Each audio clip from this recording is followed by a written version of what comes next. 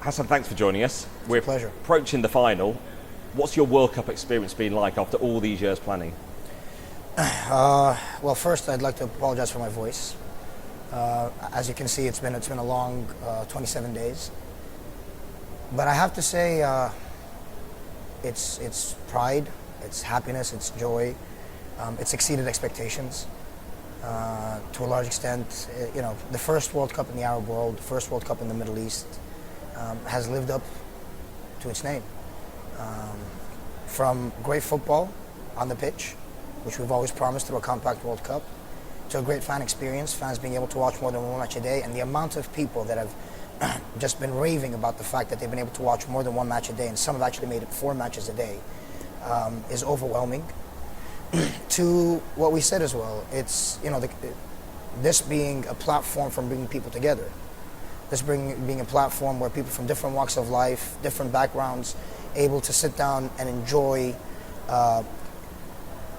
their common passion for football, the camaraderie that football brings, the celebration that football brings, and really, you can see people from different cultures just celebrating together in a way that has far exceeded my expectations. It's been such a long journey. It's been a 12-year journey from the bid to actually now delivering the tournament. Has this World Cup achieved what you and Qatar actually hoped it would do? I think in the meantime, yes. As of now, as a tournament, it has. Again, let's look back at the promises that we made in 2009, 2010. We talked about a phenomenal fan experience, potentially one of its kind, never to happen again, where fans can watch more than one match a day. That has happened. We have talked about great football on the pitch. That has happened. I mean, if you look at the group stage matches, how many matches have you had up until the last minute, probably the last 20 minutes? I think there's 2 group stages, the one with Mexico and the one with Spain, where within the last 15 minutes, you had who was going to qualify change, maybe at the rate of 5 minutes.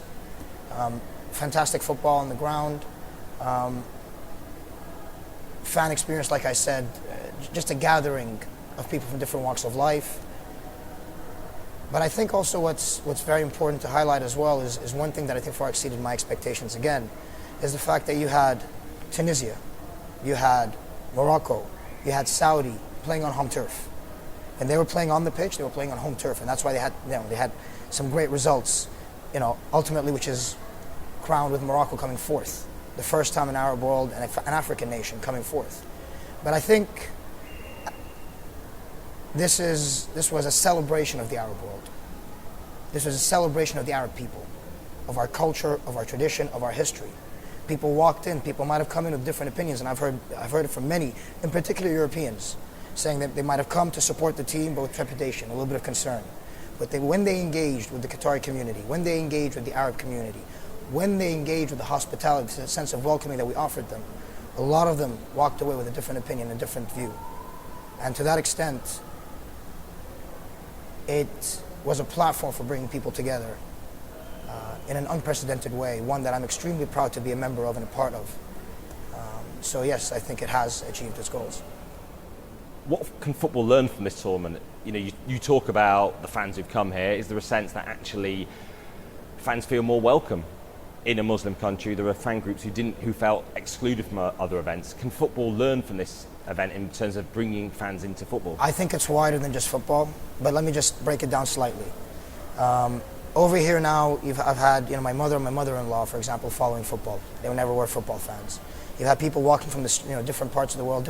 You've literally brought different fan groups coming in. Families had a great time. There's a lot of families that I've met that have been absolutely ecstatic at being able to go in and celebrate with their families great football and then be able to leave. So in terms of definitely, it's a unique, different experience, absolutely. But I'd like to take it towards, it's not what can football learn, but I think, generally speaking, on a wider aspect, what can society learn? What you saw here is people from different walks of life coming in trepidation in an Arab country and a Muslim country, listening to, or coming in with a stereotypical opinion of what the Arab world and the Muslim world has to offer. They've left with a completely different one, a completely positive opinion and view on who we are.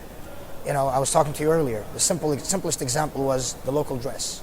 When I sat down and did a lot of interviews with a lot of people, especially when I was here, I used to get some people calling me saying, if you're addressing a Western audience, dress differently, dress more Western, because that way you'll have an audience that will listen to you a bit more attentively, or at least you'll be able to deliver your message more efficiently. Now I think you just mentioned it, Alexei Lalas and people on Fox Sports dressed in our clothes. You've got Argentinian fans walking around dressed in our clothes. You've got, we've seen videos, viral videos of young little kids teaching some people, some of the Mexican fans, some of the Ecuadorian fans how to wear the dagal. You've seen women wearing it as well. It might seem like it's a small cultural exchange, but it can have a profound impact. It shows that once you engage, the fear of the unknown or the fear of what you assume, the assumptions that build that fear go away, and you actually have an interaction to base your opinion on. And that's what this World Cup provided. It provided a platform for interaction, human-to-human interaction, people-to-people interaction. And in that, it changed the perception of this part of the world. And also it allowed us to showcase the best in us, but also it allowed us to change our perception of different fans. The camaraderie that you've seen with Argentinian fans, the ribbing between each other, between the Saudis and the Argentinians, and then the Cameroonians and the Brazilians, and so on. It was a cultural exchange. It was probably, in my opinion, at least since COVID, possibly also even before that, one of the greatest moments of global cultural exchange between the global South and the global North. Did that lead to need for cultural understanding? I mean, if we think back to how this tournament started, it was about banning alcohol sales at stadiums. Was that ultimately, you think, necessary to ban alcohol because it led to a better environment? I think the result today, when you see, and again, this was a decision that was taken, but I think, by FIFA at the time, but when you look at the result today, the amount of people that have come up to me, English fans, to that matter, Western fans that have come up to me and that have said that the atmosphere in the stadiums has been electrifying. And some of them actually preferred, no alcohol in the stadiums. Now, just to be clear, everybody was able to go and find a drink once they left the stadium. Before they came to the stadium, everybody was able to go and get a drink. But inside the stadium, you had fans celebrating nonstop. I mean, the Argentina-Mexico game, the Argentina-Saudi game, the Argentina-Holland game. I'm saying a lot of Argentina just because I've been very impressed by the Argentinian fans. But the atmosphere has been electrifying overall. It's been electrifying. People have been able to sit down and enjoy and celebrate nonstop, their passion showing. And at the same time, families have been able to sit in a safe environment. Having said that, going back to your question, I think cultural understanding is extremely important in this day and age. We are people of different backgrounds. We are people of different communities, of different values. But I think we have to be able to find ways of expressing our disagreement with each other, but at the same time being able to walk away having disagreed but not conflicted. Having disagreed but respecting the other's opinion and finding ways of coming together and coexisting together. And there was obviously a lot of focus on LGBT rights and the equality of same-sex acts here. Do you think the World Cup might have just started to shift opinions slightly here, even if there's not going to be a law change, that perhaps the World Cup being here might make people here more aware of LGBT people? I think on that matter, I think everybody's aware to a large extent of the issues on both sides of the argument. The discussions in this part of the world, and again, just so we're clear, it's not only in Qatar. This is something that's within our religious values. This is something that, a lot of countries share the same common values, which is more community-based values, as opposed to in the West, where the predominant set of values are personal rights. I think people are aware that we have differences in opinions, but I think it's important to highlight that we have to find ways of respecting each other's opinions and finding a way of moving forward. And that's what this World Cup has shown. Again, go back to the streets, Rob. Go back to the streets. Go back to see the people. Go back to see the fans celebrating. Go back to seeing the people from different walks of life and different backgrounds celebrating, getting together, setting aside their differences. I mean, again, one thing to highlight, when Argentina lost to Saudi, the Saudi fans came out, they were singing, right? And it's a very famous song, "Where's Messi, where's Messi?" They were singing about that. They were sitting down ribbing and making fun of the Argentinian fans, but in good spirit, and the Argentinian fans took it. That in itself, and then when Saudi lost and went out, there were clips where Argentinian fans were going looking for Saudis. I think there was a clip of one of the matches, I think it was Argentina-Holland, where an Argentinian fan had a plaque saying, "Where's Saudi?" It showed that we can We can sit down, we can be different, we can, we can make fun of each other and so on, but we can do it in a way, in a spirit where we can still move forward together. And today, in this divisive world, it's more important than ever to find these platforms that recognize that we can move forward together, even though we might not share the same opinions on certain things. There has been suffering with this World Cup. Migrant workers have died. How many migrant workers have died in building up the infrastructure in Qatar for this World Cup? I want to clarify something.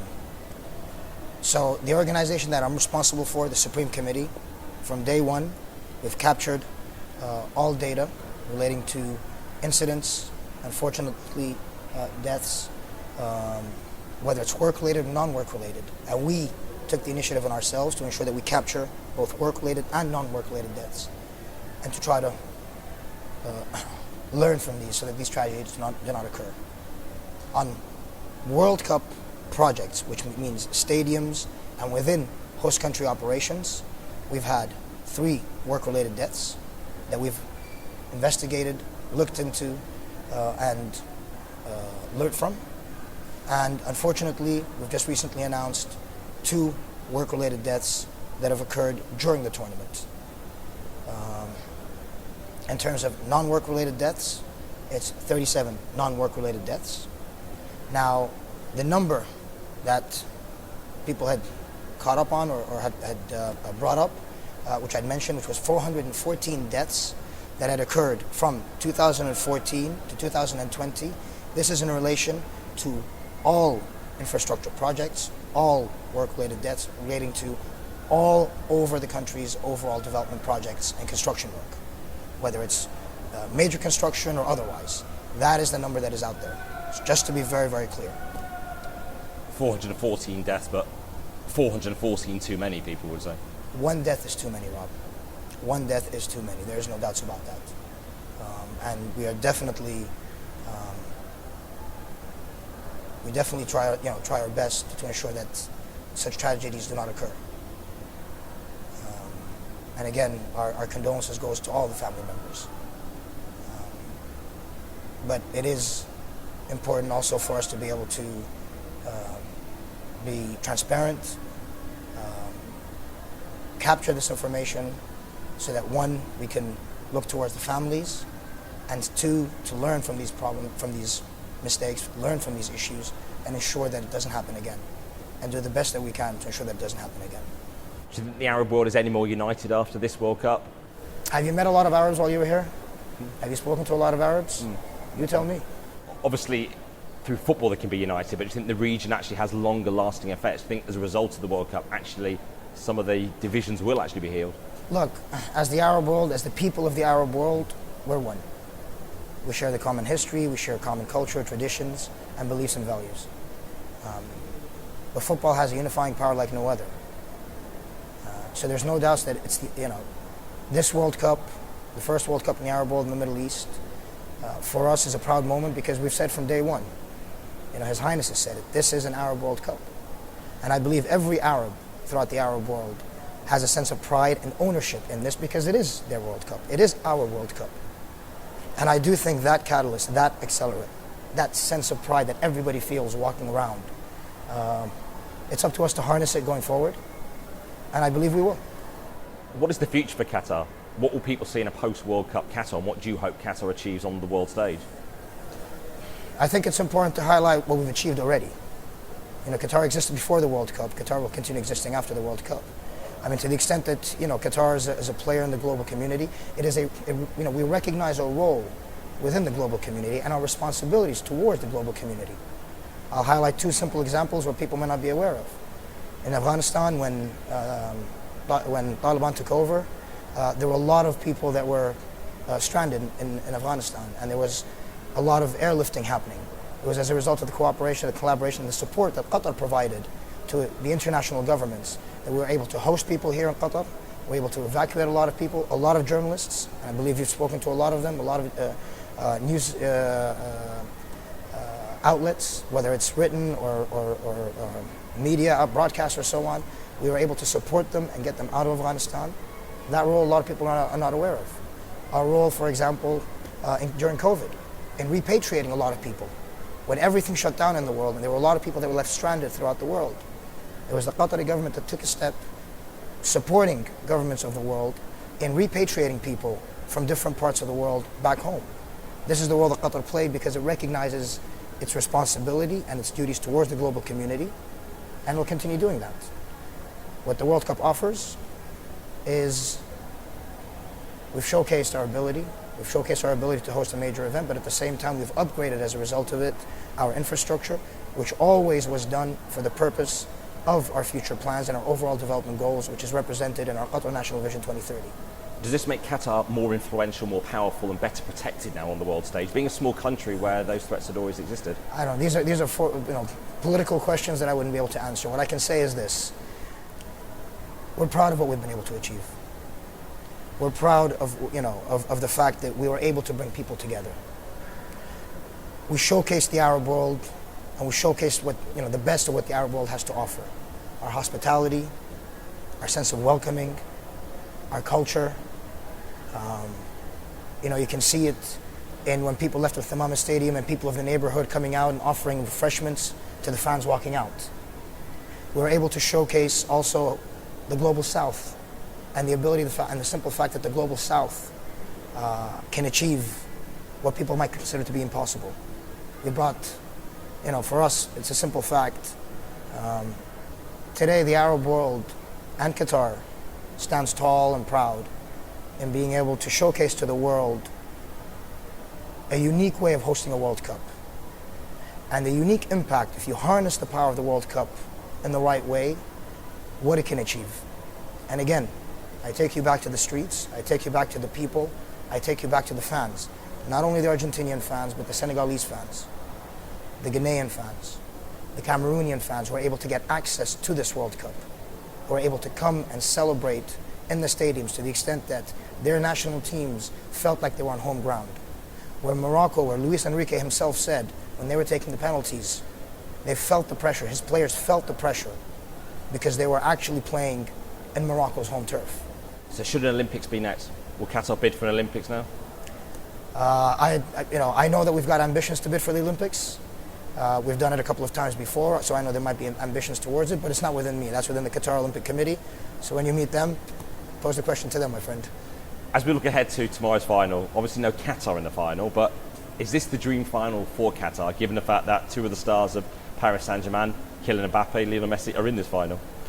I mean, look, it's a dream final for a lot of people, absolutely. You've got the rising star, Kylian Mbappe. You've got what is, who, in my opinion, if he wins it, would be a very, very strong candidate to be the GOAT, to be the greatest of all time. It's definitely a showdown between two teammates, and at the same time, two rivalries, very powerful rivalries. France has played electrifying football, phenomenal, solid football, let's say, solid football. Argentina has played great football, but with individualistic masterpieces and genius moments from Messi. I think every fan of the game today is going to be glued in to watch the match. But then again, the football throughout this entire tournament has been great. And again, it's reflected, by the way, on a number of different things. But one of the things it's reflected on is in the broadcasting numbers. If you look in the US, record broadcasting numbers. In the major markets, if you look at France, and I've seen the numbers, I think, for Brazil, numbers definitely far exceed Russia. So I think the winner, generally speaking, of this tournament are the fans, whether the fans that have come and experienced the first Arab World Cup in the Middle East on the ground and in the stadiums, or it's the fans that are watching great and electrifying football through their screens. But is there an extra source of pride because it is two stars of one of Qatar's big sporting investments who are getting to sort of shine on the World Cup final stage? No, look, you have to look at it purely from, this is the World Cup. This is bigger than anything else. This is the biggest sporting event in the world, bar none. Nothing comes close to it. And more importantly, what makes this tournament even greater is that what you had was a congregation of people from different teams together, celebrating together. Now, most other tournaments, people are in different cities, celebrating it differently. And so, as you go towards the stadium, you feel the World Cup. As you go further from the stadium, let's say the allure of the World Cup or the magic of the World Cup kind of fades. Here, it's been there for 27 days, a carnival and a festival that lasted for 27 days. with people from different walks of life celebrating. That is the success of this tournament, or one of the major factors of the success of this tournament. So whoever wins tomorrow, it'll be a beautiful story. Whoever wins tomorrow will be a great conclusion to what's considered to be a great tournament inside and outside the stadium. For all the joy, do you think you'll still be forever trying to prove this case to the critics? The fact is, even in Europe throughout this tournament, there was one headline in a British paper: every good feeling in Qatar is lined with guilt. How do you respond to those people? We've always said it, we don't need to respond to these people. We've utilized this tournament as a catalyst for positive change, and we've been able to achieve it. The achievements that this tournament this World Cup has been able to achieve on the pitch and off the pitch are mentioned and brought up by international organizations, not by ourselves. We respond on the ground by results. And we move forward for ourselves, in line with our values, in line with our beliefs. This World Cup itself and the achievement of this World Cup has responded to everybody. We are proud of what we were able to achieve, and more importantly, the success will not end, or the progress will not end tomorrow when the final whistle is blown. It will continue. Obviously, as we reach the end point, still people will obviously say Qatar should never be awarded the tournament. They talk still corruption associated with the tournament. Let's be very clear, Rob. As things get brought up, we have to be very specific in what gets brought up. Because I think a lot of people run with one or two words and then they draw this whole picture around it. And that is the problem in this day and age, I think. It's taking a word and then building this scenario around it. We have to be very clear and we have to be very specific as well on things. So if you have something, be specific about it. But what I will say is this. Have you spoken to African journalists? Have you spoken to Arabic journalists? Have you spoken to Asian journalists? Have you seen the coverage that's coming out of Africa? Have you seen the coverage that's coming out of the Arab world? Have you seen the coverage that's coming out of Asia? Even South America, have you seen the coverage that's coming out of there? It's a celebration. It's a celebration, and more importantly, it's a recognition of a promise that we made 13 years ago that is actually being achieved on the ground today. That everybody's been able to experience that. I don't like saying it, but dare I say it, I think the Global South, to a large extent, has been able to embrace this tournament as theirs. Now, unfortunately, if we talk about the criticism, there's a lot of criticism that has come out from other places that is, in certain extents, I have to say, very disappointing.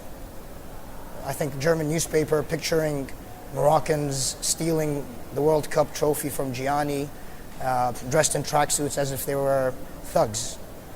Just recently, if I'm not mistaken, I think there was a Danish TV channel, I can't remember the details of it, but in what's considered one of the most probably emotional moments that we've been able to see where Moroccan players were embracing their mothers for what has been a historic achievement, not only for Morocco, but for the Arab world as well, for 450 million people. And members of a Danish TV compared that through a photo to monkeys gathering together. So with all due respect, we move on. We deliver on the ground. We deliver results. We made a promise in 2010, 2009, that we've delivered throughout the tournament, and the tournament itself has delivered on these promises that we've cut on ourselves. And it's been embraced by the Arab world. It's been embraced by African nations. It's been embraced by the Asian world. It's been embraced by a lot of people, and it's a celebration. And that, for us, is the perfect response to anybody. Is there quite a lot of frustration of how Europe reacted to this World Cup? The fact you have the entire Germany team with their sort of silent gestures on the pitch? I think if there is frustration, it's been countered by celebration, like I said, by the fact that every person you talk to from different parts of the world has celebrated this tournament and considered it theirs. By the fact that you talk, I've even seen German fans. I've seen, I think there was a clip of a German fan who came and said that they were concerned about coming here, that they were actually ecstatic and they were blown away by the welcoming nature of Qatar, of the Qatari people, of the people living in Qatar and the Arab world. So as much as there might have been frustration, but there was also joy to the fact that when you speak to fans on the ground, and that's why I urge you, and I urge everybody here as well who sees us, to speak to fans. If anybody knows of somebody that's come and experienced the World Cup in Qatar, to go speak to them. If anybody knows of, even if it's a 6 degree of separation situation, before forming your mind, before making a call, if you have not been here, please talk to people who've been here. Talk to people who've actually experienced it. Talk to the fans that know in 4 years' time, the likelihood of them being able to follow their teams is diminished extensively. Talk to the Indian fans who never thought in their lives they would ever be able to watch the tournament, and yet they're here. There's a clip I saw of an Indian fan who supports Brazil, who is fanatic about Brazil, absolutely fanatical about Brazil. And somebody had taken a video of him, talking about how he loves Brazil, and you could see he was very emotional. Never in his life did he ever think that he was going to be watching Brazil on the field.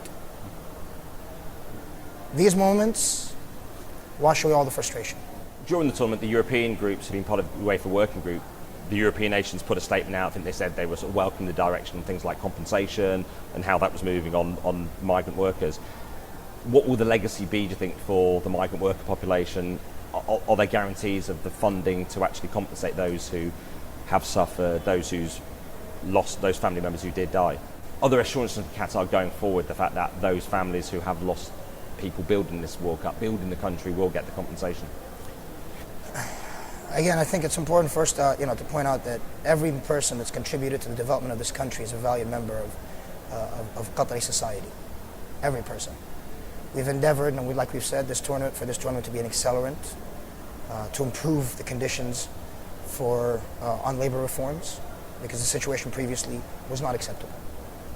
Despite the best of intentions, the situation was not acceptable. And the World Cup has accelerated a lot of these reforms, or contributed to accelerating these reforms. The country's made initiatives, and we've actually, within our standards, have created initiatives. I'm very proud to say today, in terms of worker inspections on host country operations.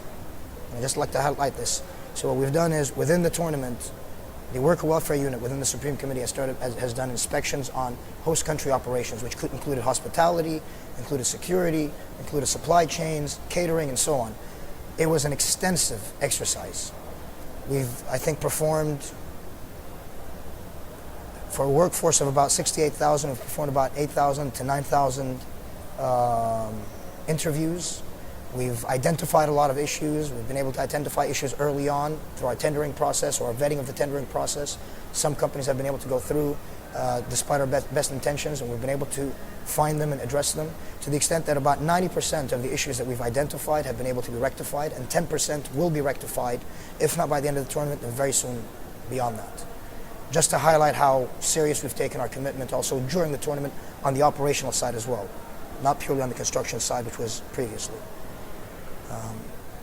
And of course, as we said, I think the minister has come out and made a statement that yes, there is a fund, the Workers' Support and Insurance Fund, that will be looking to any matters relating to unfortunate deaths, and that will continue beyond the World Cup. That is a commitment that the government has made, that the ministry has made, that extends beyond the World Cup onwards. That's the compassion perhaps that some people might have assumed watching this.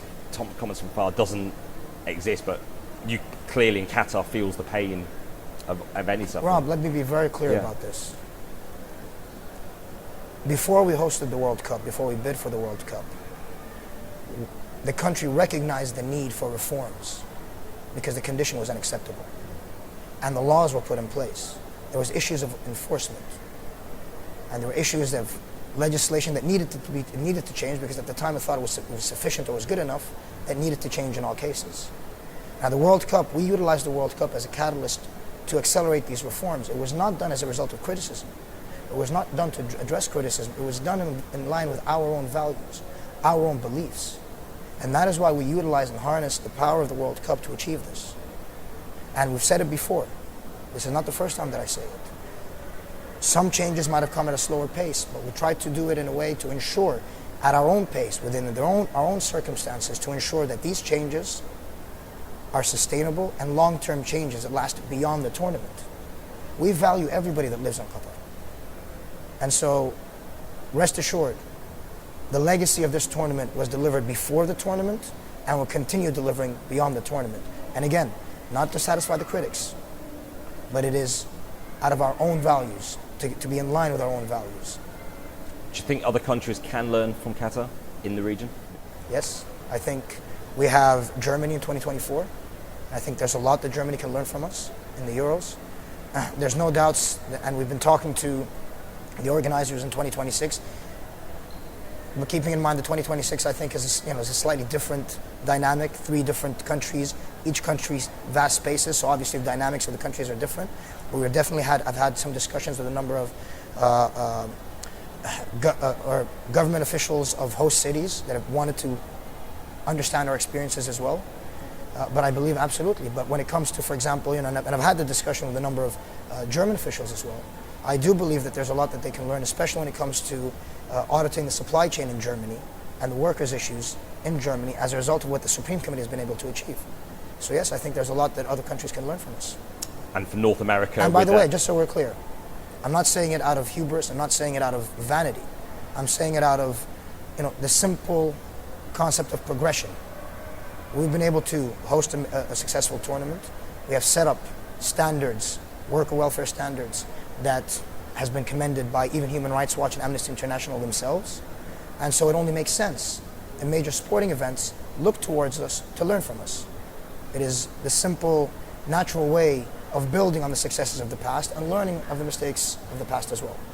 Obviously, the 2026 World Cup is spread out across three countries. People have raised all sorts of environmental questions about that. This being a compact World Cup means there hasn't been the travel. But people obviously look at this World Cup and say so much has been built. Is it environmentally friendly? Why do they ask that question? In the sense, like, there's a lot of other countries that have built as well. If we look at the infrastructure that was built, this is infrastructure that is needed for the country's overall development. So if we look at the metro system was not built for the World Cup. The metro system was built for the country's overall development plans. The expressways, the upgrading of our telecommunication systems, all these were in line with our overall urban development plans and goals. The World Cup accelerated certain initiatives, prioritized certain initiatives, yes, or certain projects, but in the end, every penny that was spent out of the $200+ billion that people speak about was not for the World Cup, and it's very important to highlight that. This number was upgrading the infrastructure that this country had planned for our own purposes of overall development. And it's a very important distinction to be made. So it's development, it's our legitimate ambition to be able to create state-of-the-art and world-class infrastructure, which I'm very proud to say that we have today, which will feed and support our overall future ambitions as a nation. In terms of the stadiums have been built in a sustainable manner. We have developed construction standards that have allowed us to build the stadiums in a sustainable manner, sourcing our materials in a responsible, sustainable manner. One of our stadiums, Al Ahmed bin Ali, which was Al Rayyan Stadium, there was a stadium previously there. It was completely demolished. 90% of that material was recycled into the stadium. 974 Stadium, designed in a way where it's built and then completely disassembled. The fact that you don't have to travel from different parts, on plane and so on, and public transportation was available, reduced what is considered to be the biggest footprint for many different tournaments, which is transportation footprint, the carbon footprint of a transportation footprint, was able to be reduced dramatically in relation to that. And the other initiatives that we've undertaken, for example, in terms of sustainability, if I'm not mistaken, I believe we've been able to recycle about 70% of the material, of the waste, and I think the rest is being used for waste to energy, to the extent that we're trying to minimize, if not completely eradicate, any waste going to landfill. Now, this is going to be the first tournament of its kind to ever be able to achieve that. So when we talked about sustainability, we've undertaken initiatives that I don't think any tournament previously, or even, again, nobody ever knows about the future, but as of yet, no tournament has made that commitment, or event has made that commitment and delivered on the commitment as we have done that. The country has built an 800 megawatt solar farm as part of our commitment towards cleaner energy. That contributes and offsets a significant portion of our carbon emissions within the network, within the overall network of the country. So our commitment even to renewable energy and renewable technology is seen on the ground and achieved. It's not a promise that we will do it, We promised that we will do it, and it has been achieved in terms of sustainability. So I tell you, I say this, our commitment to a sustainable tournament, there's many examples, and the numbers themselves will show you, and the initiatives themselves will show you that we have also achieved, or at least are in the process of achieving, a lot of the commitments that we've made on the sustainability front as well. Is part of it just making it part of the conversation at least, so it's actually just recognised as being... Well, it's not just part of it making it part of the conversation. I don't believe that. I think you should be able to achieve things on the ground. There should be, you should showcase a roadmap that people can follow and build upon and hopefully achieve even greater things. That is what these tournaments are meant to be. Because being part of a conversation, I think a lot of these tournaments have created moments of conversation over decades and generations. But they become part of a conversation and the conversation dies down. When you have initiatives on the ground and they're tangible initiatives and you showcase, even if it's a small initiative, but if you can show a roadmap of how you're able to achieve it, you can build on that. It is a tangible foundation that you can build upon. On the labor reforms, we showcased how we're able to sit down and utilize and harness the power of this tournament to be able to achieve labor reforms. And again, we can differentiate, we can disagree on the extent of the labor reforms that have been achieved, whether they're acceptable or not, but the reality is that you cannot deny is that progress has been made. Progress recognized by international organizations has been made on the ground. This is a showcase, this is an example of how major other tournaments can utilize the power of these tournaments in that regards. Sustainability. The initiatives that I just highlighted and outlined are an example of how these tournaments can be utilized to showcase initiatives that touch people's behaviors, that touch people's hearts, that people can follow and become roadmaps and blueprints that future tournaments can build upon. So it doesn't have to be a tournament that is successful and we put it in a box and say thank you very much, and the next tournament starts from ground zero. Each tournament can build upon the other as we go along, and this is what what we have to offer. Just a few things to close up, and just to address one of the big issues in this tournament, because it was early on, the fans who had rainbow hats, rainbow t-shirts taken off them, or they were stopped. Was that frustrating because you'd always had the message that rainbow items would be allowed, and it was just a question of the message not getting through right to the, security on the stadium? And is there some regret on the tournament that the fans went through it when actually you wanted them Look, to allow it? I think some fans were able to go in without issues, and some fans unfortunately did face issues. I think overall, obviously as we've always said, that situation, I think some of the security people might have taken a decision at the time to see what was best, whether, in fear of potential tensions rising inside the stadium or not. But regardless of that, I think, one point that we tried to highlight, and we've had, we'll be getting reports in the end, one of the most important achievements that we've been able to achieve in this tournament, and that I hope it becomes a benchmark for other tournaments as well, is we've been able to implement, if I'm not mistaken, I think it's the first one of its kind, human rights volunteers. We've been able to have, we've actually had human rights volunteers out their role was simple, to go observe incidents, whatever incidents they may be, not to interfere, but to highlight it, write it down, call in the incidents that they see. And that, I think, showcases our commitment towards ensuring that people's rights are not violated. And to the extent that, unfortunately some incidents might occur, it's not just here. We've seen incidents that have happened, for example, in England. We've seen incidents that have happened in France in the Champions League final. That was one of the examples that comes to mind. We've seen a lot of incidents that happen overall, but we try to approach it in a manner of transparency, so that we have these people that go in, try to capture these moments, capture these incidents, inform us. Some of these incidents are one-off. If there are issues that are beyond being one-off incident, we try to fix it as well. And so, which led to, again, if you speak to a lot of the fans, I don't think I've met any fan, and maybe that's the case of every tournament, right? They say this, but I don't think I've met any fan as of today that has not said that this is the best tournament of their lives that they've ever gone to. I've met fans that have gone to World Cups since 1998, and they've said that this is the best World Cup that they've ever attended. I've even met an Argentinian fan that said that he's never experienced an atmosphere and energy as he did in the Morocco-Spain match. And that's because he's never attended matches in Morocco, he's never attended matches in Egypt or Saudi. It's exposed the world to a culture that they never would have been exposed to before in their lives. And that's what this tournament has left. On the flip side, you've got Sepp Blatter and other fans in Europe saying this tournament should never even been to Qatar. I can't answer that. All I can say is this is the first World Cup in the Arab world in the Middle East. It's been embraced by the Arab world, and more importantly also, or more inclusively, it's been embraced by the global South. We've been able to showcase our hospitality and our rich culture, rich in history and tradition. And the fact is, every fan that's come in from any part of the world has loved it. English fans have loved it. German fans have loved it. Dutch fans have loved it. Argentinian fans have loved it. Senegalese fans have loved it. Cameroonian fans have loved it. Indian fans have loved it. Bangladeshi fans have loved it. Saudi fans have loved it. Moroccan fans have loved it. Tunisian fans have loved it. And when I'm saying it, I'm talking about these fans by the numbers. I'm not talking about a group of 100 or 200 people who have been able to secure their visas. I'm talking about fans that at least are 500 strong or 1,000 strong who have been able to come and support their teams. They've loved it. So to the extent that anybody says that, I would say they haven't experienced it on the ground. They have not experienced it on the ground.